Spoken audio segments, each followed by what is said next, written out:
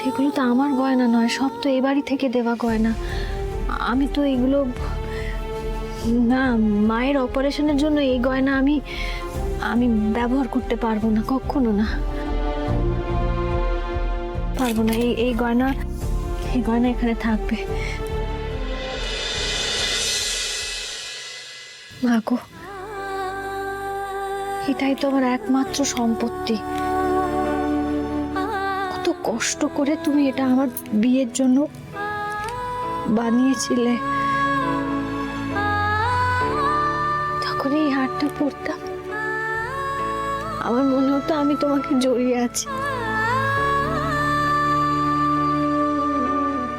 কি করে এই হারটা বিক্রি করি বলো তো?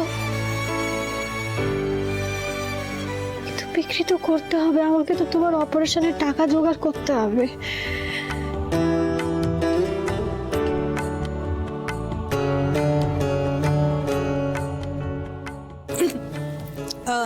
দিদি ভাই, পার্টিতে কি গয়না পরবে সেটা ভাবছো?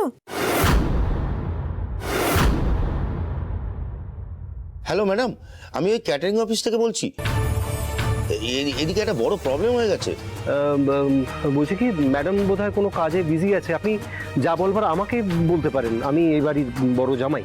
ও স্যার, বলছি ব্রজমরিয়ান সংস্থা থেকে আপনাদের যে মিষ্টি ডেলিভারি হওয়ার কথা ছিল, আজকে ওরা ডেলিভারি করতে পারবে না।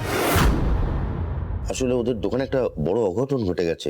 কি বলছেনটা কি?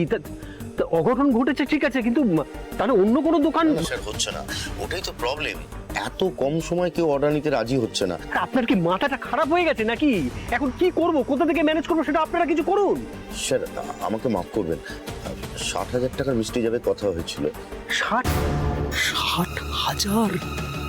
আমি ওই টাকাটা বাদ দিয়ে বিল পাঠাচ্ছি, আপনারা মিষ্টিটা একটু দেখে নিন স্যার। ওই বিল কাটার কোনো দরকার নেই, আপনি একটু অপেক্ষা করুন, আপনার অফিসে আমি এখনই আসছি। হ্যাঁ আচ্ছা স্যার। দিদি ভাই, তোমার এই গয়নাগুলো না খুব ওল্ড ফ্যাশন হয়ে গেছে গো।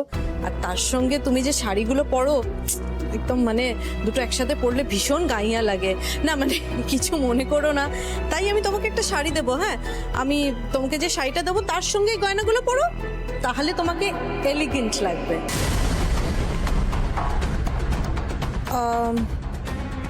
দিদি ভাই, আরেকটা কথা বলছি, কিছু মনে করো না, কিন্তু বাবা যে কথাটা বলেছেন ওটা একটু মাথায় রেখো। আজকে পার্টিতে আর কোনো সিন ক্রিয়েট করো না।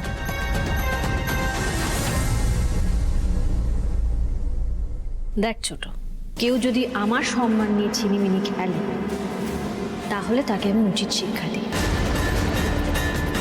তুই বৈভব মিত্রের